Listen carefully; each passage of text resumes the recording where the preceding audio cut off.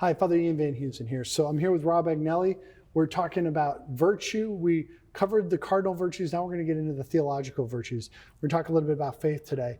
Before we get into that, I want to get into this idea of trust, because sometimes we can think of faith and it can be the big things, but in a lot of ways, we have to have a lot of faith on a regular basis and trust. And I know one of those classic, my mom's going to be embarrassed I'm telling this story, but she was a freshman in college and they were doing one of those trust experience things where you fall back, right? That's the classic one. And she got distracted and she looked away and the person fell back. And yeah, so she didn't have that person's trust after that. But how have you seen that play out? Like, first of all, with work relationships, right? With family, work relationships, it's a bad marriage when people don't trust each other, right? Yeah, I always remember, I think it's in one of John Paul II's encyclicals where he talks about how truth is linked to trust, right? Like if I trust you, if you tell me something, then I'll believe it, right?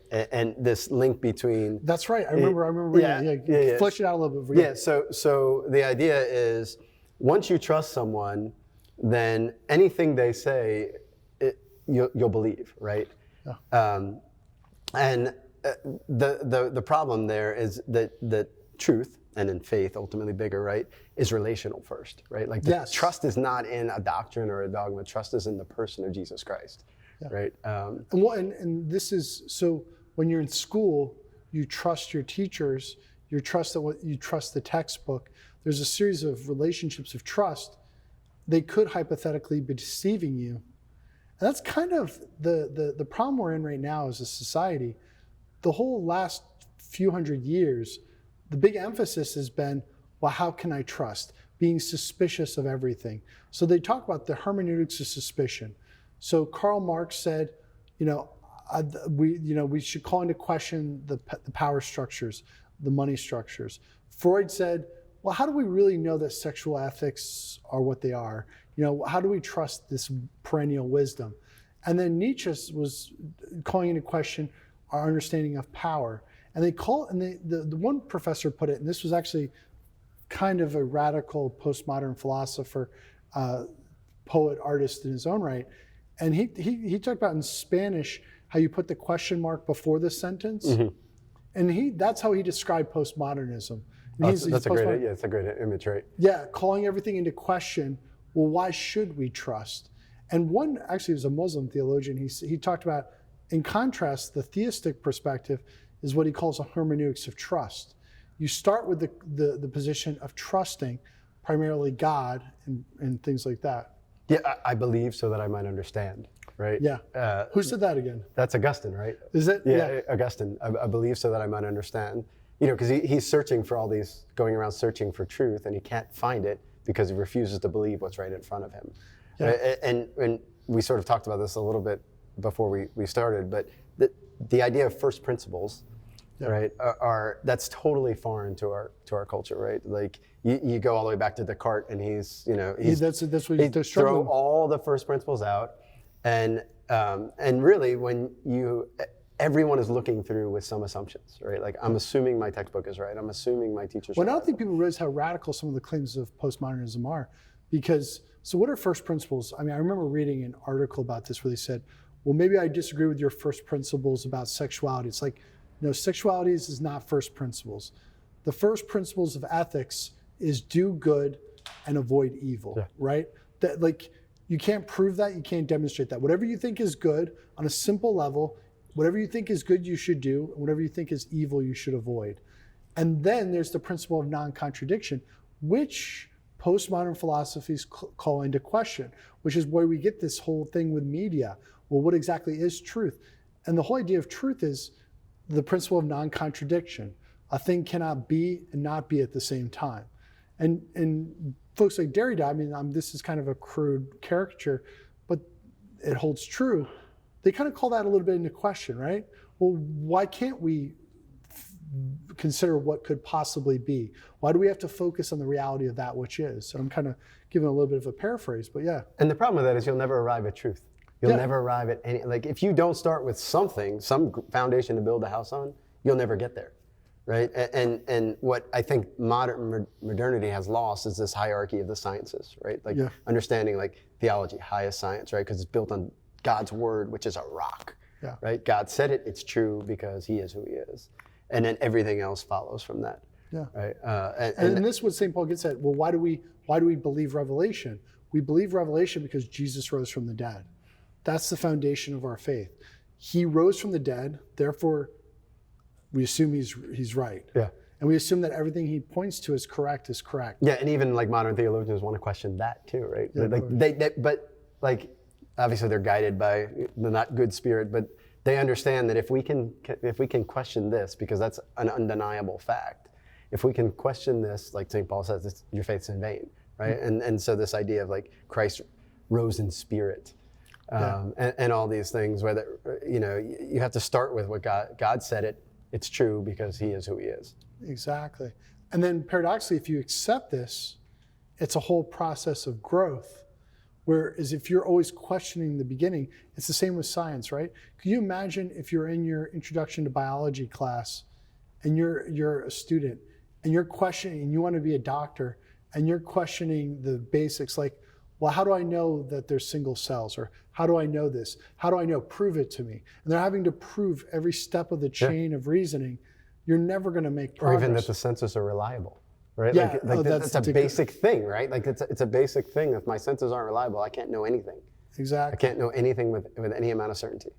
And that's what some of the conundrums of modern philosophy. How can I, and what you end up arriving at is this idea that truth is found within myself. Well, I was talking with a theologian about this. He made this great point. He said, truth in the classical mind is outside of myself, and it's a quest towards the truth. And our Lord, of course, is the life, the truth, the life, and the way. I might get that order a little bit off.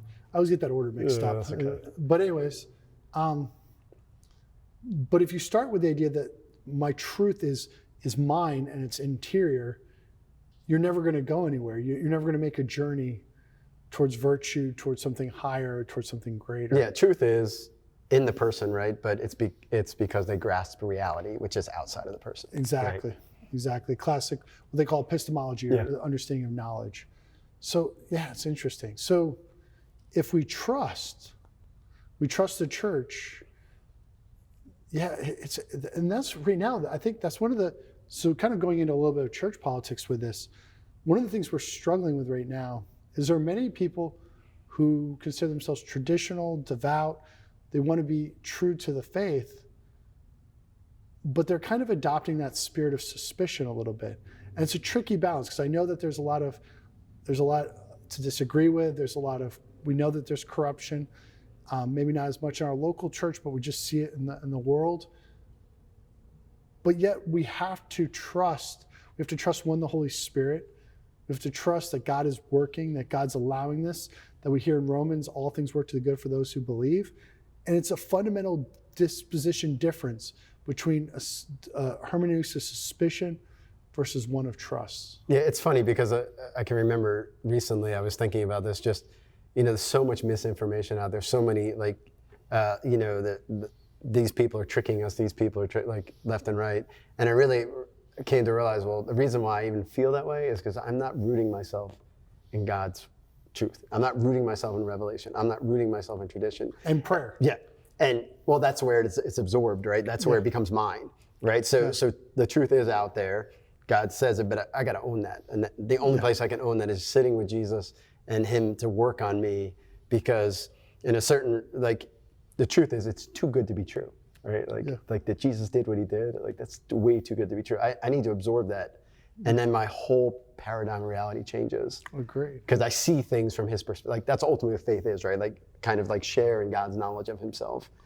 Yeah. This broadening of reality of wow, and then I can see how he touches me providentially, all those things, right? Because I know what God is about. And I'll tie this in. I think you have a great point. I'm going to tie it in with St. John of the Cross and tie it in a little bit with how people approach politics. The one thing I would say to everybody, other people's faults and the world's problems, you could be a master of diagnosing other people's problems. That is not your salvation. So St. John of the Cross, and you're kind of talking about this, he talks about how faith, hope, and love, the theological virtues, they illuminate the intellect, the memory, and the will.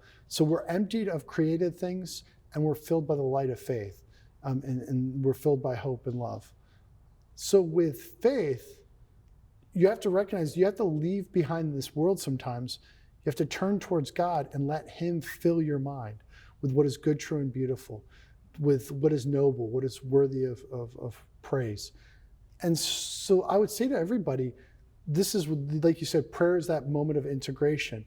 You come into the presence of the Lord. You leave behind the cares of the world. Then you might pray for the world a little bit, but you turn your mind and heart towards God. I'd be curious your thoughts on that. Yeah, that's at the heart of St. John of the Cross, right? The purgative way is doing that, right? Yeah. The purgative way is me getting all my garbage and all of the junk that's fallen on me in the world and getting it out of the way so that now I can begin to see things through God's eyes, right? Yeah.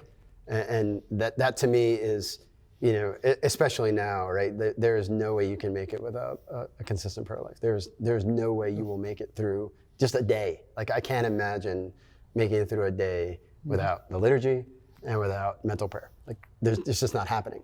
Absolutely. And it's great stuff. I'm trying to think, so we covered, it's funny, we got in this place the last conversation. I'm trying to think if we got to find another direction to go to this conversation. So we talked about prayer, faith. Well, we talked about the act of faith. Let's talk a little bit about the object, like the object of faith, right? Those two acts of it, right? Where, okay, I can't just believe, like I have to believe true things about God, right? Like, so he revealed true things. It isn't just, I believe in God. There's a whole rest of the creed, like, and then you go through, the Father, the Almighty, all of those things, and how it's so important that belief is like choosing something, right? Like, I can't just say I choose. I have to choose something specific, right?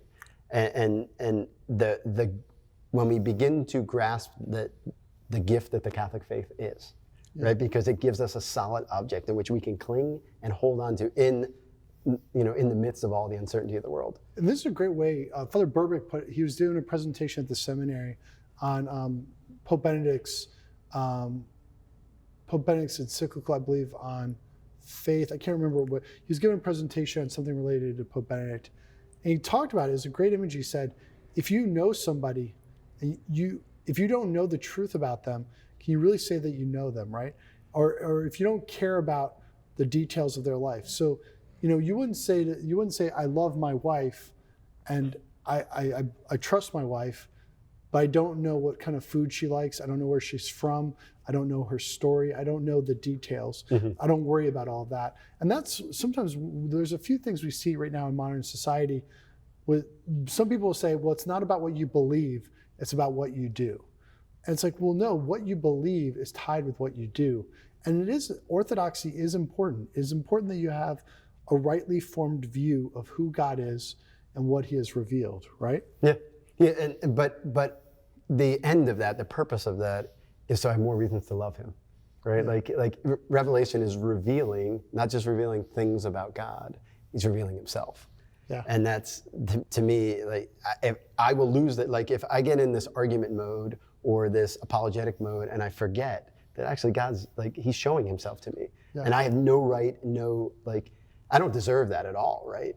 And yet he's stooping to my level and showing me himself. And there's just a beauty there that, like, when I grasp that, like, that's when saints are made, when you grasp that, right? Absolutely. And that's another tendency, right?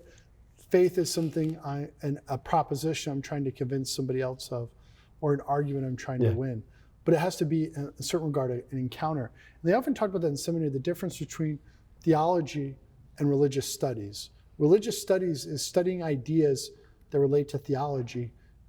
Theology is faith seeking understanding. It's entering into the mystery. It's tied with mysticism, with mystical union. It's enlightenment, if you will. Yeah, and you could probably relate to this. I mean, for me, it's always a struggle not to intellectualize it.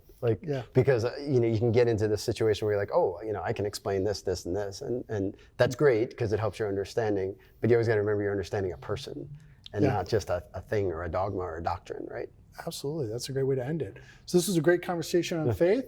We'll be getting into next hope, and then we're going to be dealing with love. And you can check out the earlier videos and podcast/radio episodes where we dealt with the cardinal virtues, and we'll be doing the other theological virtues. Looking forward to it. Thanks, man.